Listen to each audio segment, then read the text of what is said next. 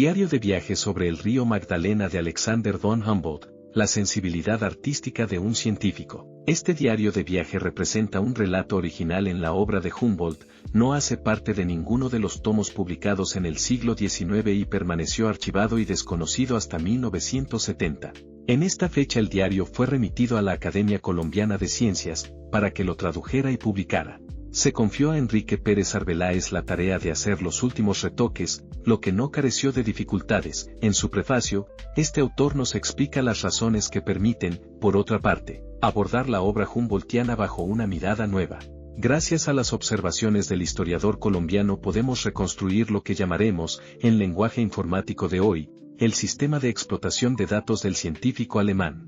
Humboldt habría construido su relato no en dos fases, trabajo de campo y explotación científica, como generalmente se cree, sino en tres fases sucesivas. 1. La observación y la descripción según las sensaciones experimentadas frente al paisaje, especialmente en su diario de viaje por el Magdalena. 2. La inserción en el relato de datos, fenómenos, todo un complemento de información suministrada por el entorno y sus lecturas. 3. Los datos científicos, ya sean de orden geográfico, geodésico, astronómico, económico, abundantemente apuntalados y complementados con numerosos informes que posteriormente le fueron transmitidos, Fidalgo, Mutis, informes consulares etc.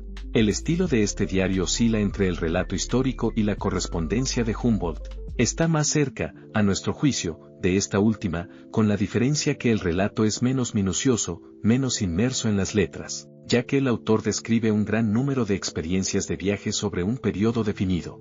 Se lo siente, pues, limitado, y sus sensaciones son fugitivas, contrariamente a lo que se experimenta a lo largo de su ascenso del Magdalena, así como en su viaje a las regiones equinocciales. Una reunión de circunstancias físicas tan notables había de llamar la atención en lo tocante a estos valles, donde la salvaje belleza de la naturaleza está hermoseada con la industria agrícola y las artes de una civilización naciente. En el relato de su viaje a las regiones equinocciales del nuevo continente, Humboldt tiene un apego particular a los cursos de agua, no solo al Orinoco, que elogia describiéndolo con un arte literario magistral, sino también todos los brazos de este río, que lo sedujo sin decepcionarlo nunca, desde el río Orituco hasta el río Magdalena, del que hablaremos, pasando por el río Apure, el Sinaruco, el Meta, el Guaviare, el Negro, el Amazonas etc. No deja de lado ningún detalle, ni las historias de los indígenas que le cuentan los misioneros ni la descripción de la fauna, de la flora,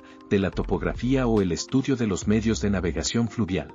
Sin embargo, desde que ve el Orinoco, un cambio se opera muy claramente en él, como dejando eclosionar su sensibilidad.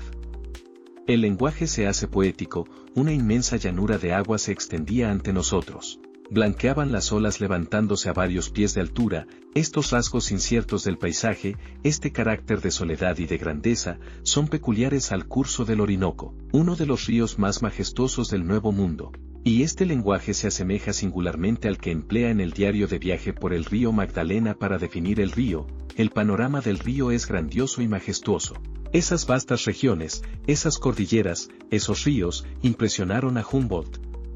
No trata, por otra parte, de ocultar su admirativo asombro ante tales paisajes de bosques, de montañas o de extensiones de agua. Se pregunta sin embargo cuál es la parte de lo imaginario, lo maravilloso, en los relatos, como las tradiciones del Dorado. Han sido diversamente modificadas según el aspecto del país al cual se ha querido adaptarlas, hay que distinguir lo que encierran de real y lo que es puramente imaginario. En realidad, sus observaciones y su propia percepción del paisaje van a constituir la trama de su estudio.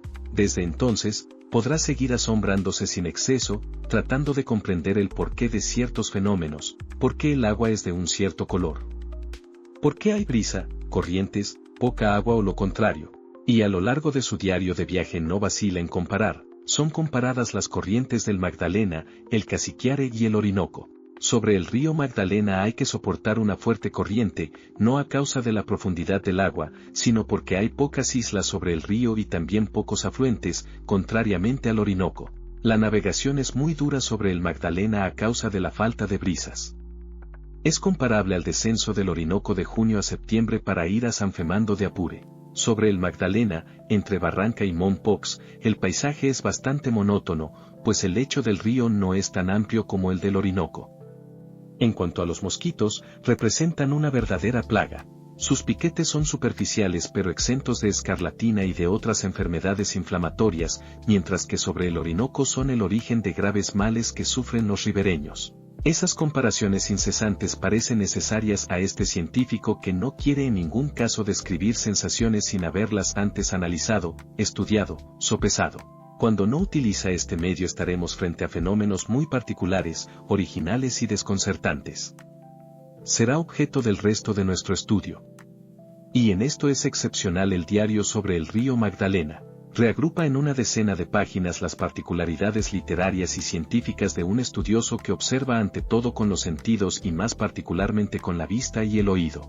Un estudioso que es consciente de la subjetividad de sus sensaciones cuando las compara con fenómenos semejantes pero que de alguna forma lo han marcado. Aclaro, por ejemplo, Humboldt supo apreciar el Magdalena, que es sin duda menos impresionante que el Orinoco. Pero, inversamente, el río venezolano le impide apreciar el río colombiano en su justa dimensión y nuestro científico alemán lo confiesa sinceramente en su diario de viaje. En general, en estas hojas, pareceré con frecuencia injusto con el río Magdalena, porque mi imaginación aún está llena de los grandes cuadros del mundo del Orinoco. Uno debería dejar siempre para el final lo más grandioso. Sin embargo, Humboldt no denigra nada. Sabe ofrecer una visión serena y reflexiva de los hechos y de los acontecimientos. Dirige una mirada justa, reveladora de impresiones fugitivas, como todo explorador, y lo hace parte de sus observaciones apoyándose en sus propias sensaciones. Aunque el paisaje del Orinoco es según él maravilloso, no vacila en describir sus aguas tal como las ve, sin añadir juicio. Las aguas del Orinoco son turbias y están cargadas de materias terrosas, exhalando por la acumulación de cocodrilos muertos y otras materias putrescibles un olor almizclado y dulzón. Con sus compañeros, encuentra una solución para acomodarse con esta agua almizclada y dulzona. Le bastará filtrarla para beber. Todo a lo largo del ascenso de los ríos, ya se trate de los ríos venezolanos o del Magdalena, se siente la necesidad imperativa en el hombre de ciencia de no quedarse con la sensación, cualquiera que ésta sea, sin desarrollarla, tratando de mostrarla bajo un aspecto positivo. En eso es diferente de los otros exploradores o de los viajeros de su época que no tienen esta preocupación. Los diarios de viaje por el Magdalena. Al comienzo del siglo XIX, numerosos extranjeros navegaron sobre el Magdalena para ir de Cartagena de Indias a Honda, Puerto de Santa Fe, o inversamente. Si se comparan sus impresiones con las de Humboldt, se comprueba rápidamente la medida en que cada observador tiene su propia visión. Fuera de algunas descripciones básicas de la embarcación, de los remeros o del río mismo, cada viajero interpreta la realidad a su manera, según sus afinidades, sus preferencias, sus gustos. El científico alemán no se detiene nunca en lo que ve, en lo que oye, sino que trata siempre de completarlos para comprender y poner en valor. Por eso puede afirmarse que el relato de viaje de Humboldt no es un relato de viaje más que viene a agregarse a los otros, es decir, más particularmente, los relatos de Moyen, Bache o Lemoyne. Si partimos de un análisis estricto del río, las corrientes, la navegación o las molestias ocasionadas por los mosquitos, no encontramos en Moyen más que una observación fría de estos elementos. Nos enumera de alguna forma fenómenos sin matices, sin comparación y a veces sin amenidad. En el Magdalena se advierten tres temperaturas perfectamente diferenciables. Las brisas del mar soplan desde su desembocadura hasta Mompox. Luego no hay viento, en el curso del río, agrega, excepto cerca de la fuente, donde sopla una ligera brisa de tierra. Moyen concluye diciendo y que los europeos en general no mueren por esta falta de aire. Es decir que relaciona el fenómeno únicamente con el viajero que es, sin expresar la idea que esta falta de brisa hace la navegación más difícil para el equipaje y el barco, y sin insistir en el hecho que este río es el único medio de comunicación entre el centro de Colombia y la costa Caribe. Esta tendencia a una cierta parcialidad le fue ya reprochada por la crítica europea cuando salió la obra. En cuanto a Bolívar, calificó al agente de información francés como europeo que presume de sabio. Su obra sigue siendo a pesar de todo interesante si el lector logra abstraer esta posición tomada todo a lo largo de la lectura. Para Moyen, el paisaje no puede ser totalmente bello. Es bello en los alrededores de Cartagena, nos dice, para los amantes de la naturaleza desordenada y del aspecto salvaje. Ahora bien, son precisamente estos grandes espacios y esta naturaleza en su aspecto salvaje lo que es bello. Este reflejo continuo de una voluntad que quiere permanecer aparte quita su intensidad al relato. Algunos años después, en 1828 más exactamente, Lemoyne escribirá a su vez un diario de viaje en Nueva Granada. Una nueva versión de la navegación sobre el río Magdalena aparece. Es más interesante que la precedente en el sentido que Lemoyne describe minuciosamente el avance del sampan, el aspecto físico de los remeros, su salvajismo, el duro trabajo que ejercen. Esta visión es realista y relativamente completa por los detalles prácticos relativos a la embarcación, sus pasajeros y los bateleros. Algunas notas recuerdan extrañamente el relato humboldtiano.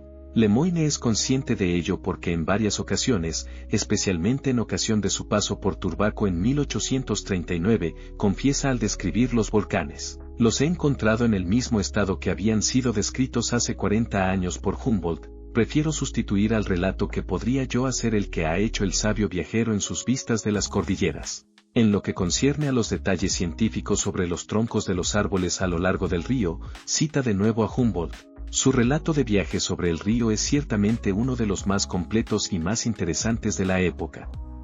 Pulula de detalles y de explicaciones, pero no exhibe la finura del testimonio del viajero alemán. El relato de Bache, que también contiene un diario de viaje de unas 15 páginas sobre el Magdalena, es una interpretación del relato de Humboldt al que han sido agregadas observaciones sobre el terreno.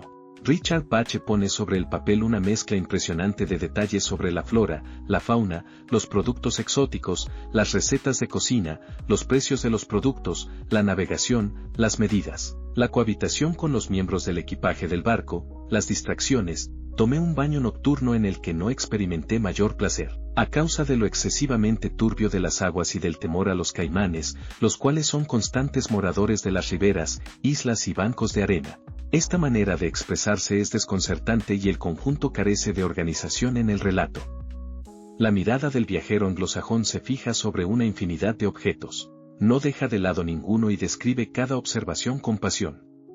Reencontramos un poco de esta pasión en el relato del lugarteniente sueco Gosselmarn, que revela allí un inmenso talento de narrador cuando describe los paisajes y traza los retratos de las personas que encuentra. El capitán del navío español Joaquín Francisco Fidalgo, por el contrario, no da muestras en su itinerario de ninguna pasión. Las notas agregadas a su informe de misión recuerdan a menudo el estilo de la relación histórica de Humboldt en la inserción en el relato de todo un complemento de información suministrada por su entorno o sus lecturas. Un elemento esencial falta: la sensibilidad. Por ello, en realidad, esta función, que está ausente del relato francés, da un relato español y es demasiado fuerte en el relato inglés, está dominada en el relato del científico alemán, como si reflejara la expresión de la corriente filosófica contemporánea de su país natal. Aunque es todavía un poco apresurado para certificarlo, sin embargo, es indudable que constatamos aquí el rastro de los pensadores que fueron Hegel, Goethe o Schopenhauer en el trazado del pensamiento de Humboldt, desde la experiencia sensorial hasta la expresión escrita. La sensibilidad de Humboldt frente al río. Los viajeros de la época quedaron impresionados por su navegación sobre el río Magdalena. Quisieron transmitir al lector su propia visión de ese río majestuoso. ¿En qué medida podemos fiarnos de la expresión de esta experiencia visual directa? Hemos visto que, además de las características esenciales de la navegación, vientos, corrientes, barcos, calor, mosquitos, se desprende de cada relato una interpretación particular, como si se tratara de un testimonio o de un reportaje, o incluso de un diario crítico. Si hemos basado nuestro estudio sobre la parte de sensibilidad de los viajeros, es porque describieron lo que veían, según sus sentidos. Ahora bien, si en general han señalado del mismo modo el barco, la falta de brisa o la fuerza de los bateleros, de ninguna manera han sentido de la misma forma la belleza o la molestia de los lugares y de los personajes. Este fenómeno se explica por la parte de imaginación que se agrega a la mirada. La mirada en este caso corre el riesgo de no ser libre, sino dependiente de sentimientos preconcebidos. Jürgen Trabant corrobora esta demostración sobre la noción de actividad subjetiva. La palabra tiene su origen justamente en esta percepción, no es la réplica del objeto en sí, sino de la imagen que éste produce en el alma. Es ahí que el científico alemán se distingue de sus contemporáneos. Ahí que su educación, su cultura, le permiten fijar en las cosas una mirada que confiere a su relato una apertura sobre ese nuevo mundo impregnado no solo de realidad subjetiva que bordea el determinismo, sino de posibilismo. Todo a lo largo de su diario sobre el río, se percibe una voluntad de querer interpretar, probar la razón de este o aquel fenómeno, esta o aquella característica, en una búsqueda cada vez más minuciosa. Esta voluntad se aplica especialmente a 3 elementos esenciales: la flora, la fauna y los remeros. Humboldt describe los bosques llenos de mimosas de todo tipo. No se limita a una descripción sucinta de la mimosa clásica que conocemos en Francia, sino que de entrada nos presenta la cabanillesia, el potos, el bombax, etc. Dotadas todas de una forma deliciosa y pintoresca de formas vegetales majestuosas. Somos conscientes de la confiabilidad de esta afirmación porque reencontramos en su capítulo sobre la botánica una descripción completa de 60 tipos de mimosas y otras plantas leguminosas existentes. La selva es densa, bella, las altas copas de los árboles estaban engalanadas con 1000 luces azujosas. Esta descripción refleja la determinación del científico de no revelar más que lo bello. Lo que es dañino o menos digno de elogio, solo brevemente será citado o expuesto y Humboldt lo dotará de un aspecto opaco que va a revelar su mediocridad.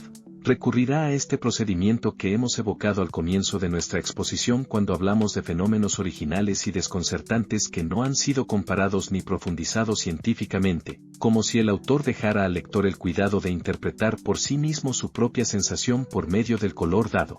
Este juego de colores a lo largo del relato muestra claramente la influencia de Goethe sobre el viajero alemán. El color era la forma con la cual, según la ley, la naturaleza se ofrece al sentido visual. Cuando Humboldt no la interpreta, le toca al lector hacerlo. Es decir que a partir de una percepción sensorial que le es extraña, el lector va a tener que experimentar otra. Su cultura, su imaginación, van a ser llevadas a concebir una percepción de alguna forma muda. Él mismo, en su relato, confirma esta imposibilidad de resolver con la ayuda de la experiencia directa el problema del color de los elementos. Cita a propósito el ejemplo de los 2 afluentes del río Casiquiare, el Siapa y el Pasimoni, que son respectivamente blanco y negro. Para los indios, no hay explicación a esto. Para los misioneros también interrogados, la presencia de raíces de zarzaparrilla en el lecho del río tendría una acción colorante. Volvamos a las copas de aquellos árboles que Humboldt describió como azulosas. Sabemos que los árboles son verdes. Goethe ofrece una explicación precisando que la imagen aparente se muestra al mismo tiempo que la imagen real al lado de ella. Ahora bien, el azul generalmente recuerda el cielo y las alturas. Recuerda igualmente la sombra y da una impresión de frescura, del mismo modo que el verde, mezcla de amarillo y azul. Y eso Humboldt lo sabe, porque habla de fresco verdor de la ribera a lo largo del río. Ahora bien, ninguna brisa sopla sobre el río. Es solo la representación imaginada del color que le puede producir esta impresión de frescura tan esperado. Esto puede parecer asombroso, observar en un científico ansioso de análisis y de racionalidad este toque de imaginación que vendría a deformar una interpretación lógica. Ahora bien, si se considera la erudición del científico alemán, es fácil admitir que acepta, como hombre moderno, la existencia de una relación superior del mundo de los cuerpos coloreados con el alma. Humboldt demostraría ahí, como científico de vanguardia, no ya la subjetividad del apasionado por la naturaleza tropical, sino la objetividad que quiere reproducir la naturaleza como la ve, como la siente. Esta relación constante del ser humano frente al mundo moderno, a menudo inexplorada, se expresa a través de una serie de sensaciones. Ahora bien, según Steiner, no se puede aplicar el término de subjetivo a la expresión de una sensación. Lo que sentimos, lo que experimentamos con los sentidos, especialmente la vista, no es una sensación subjetiva en sí, ya que hace parte del paisaje. Puede serlo en los pocos instantes de su transformación entre el mundo exterior y nuestro mundo interior, pero solo importa la forma de su manifestación. Y esta forma, en el científico que es Humboldt, es científica porque él domina sus sentidos. Y demuestra esta disciplina que impone hasta en la descripción de las riberas del Magdalena. Su imaginación habría podido desbordar ampliamente esta frescura verde que evoca. Al permanecer lúcido, da así al lector la posibilidad de experimentar esta impresión como fiel discípulo del pensamiento filosófico contemporáneo. La experiencia es / ética. El anhelo estético que hemos subrayado en Humboldt refleja también este pensamiento filosófico. Humboldt experimenta realmente una gran emoción estética. La siente al contemplar las riberas del Magdalena, el curso de su lecho y los remeros o bogas del sampan sobre el que navega. Ningún prejuicio, aquí, ninguna subjetividad. ¿Cómo podría tenerla? queda atrapado. Queda prisionero del encanto, por más científico que sea, de un paisaje auténtico, grandioso y salvaje, y de los remeros de impresionante estatura. Humboldt admira su fuerza y vigor. No deja ningún detalle de lado cuando describe el movimiento de la pértiga que cada uno de ellos hunde en el río para hacer avanzar la embarcación. Esta admiración que les dedica podría parecer sorprendente. Según Yves Couset, no es el tipo de objeto lo que procura el placer estético, sino la forma de reflexión que se tiene sobre el propio sentimiento frente al objeto que le es presentado. Ahora bien, la admiración por esos negros atléticos es todavía más acentuada frente a la presencia de un compañero de viaje como Bonpland, que sufre frecuentemente de fiebres y de problemas de salud. Y no es el único que los admira. Las mujeres indígenas cansadas de sus maridos fríos buscan voluptuosamente a los negros. Otra particularidad de este río es el gran número de cocodrilos que a menudo los remeros tienen que desafiar cuando deben alcanzar el río a nado para jalar la embarcación. Estos cocodrilos han invadido el río. En Mompox, Humboldt aprovecha para seccionar una docena, estudiar su anatomía, su respiración. Halla su olor fétido y repugnante, pero experimenta sin embargo una cierta admiración frente a su aspecto impresionante y su forma de defenderse de los buitres. Después de haber reunido unos 40 cocodrilos en Mompox, en un patio rodeado de muros, los observa. Antes, nos ofrece una solución para salvarnos de sus mandíbulas. El caimán suelta la presa al meterle los dedos en los ojos. Por un lado, el científico alemán experimenta cierta admiración por este animal. Por otro lado, es consciente de su nocividad y enseña cómo matarlo. Esta contradicción aparente en Humboldt en realidad no lo es para él. La preocupación constante de un análisis objetivo sitúa el objeto sobre un plano distinto al que les es conferido tradicionalmente. Humboldt muestra que todo es posible. Bache teme bañarse al lado de los caimanes. Humboldt muestra cómo podemos defendernos de ellos. Esta sensibilidad que despliega a lo largo de su diario y que constituyó la base de nuestro estudio ofrece perspectivas nuevas que apuntan a ayudar a la comprensión de la racionalidad del investigador en sus relatos. Humboldt en su diario sobre el río Magdalena ilustra el pensamiento filosófico de sus contemporáneos al mostrar que una descripción objetiva, un conocimiento real, dependen ante todo de la sensación experimentada frente al objeto. Esta característica revela la visión moderna y realista de un científico dueño de su sensibilidad.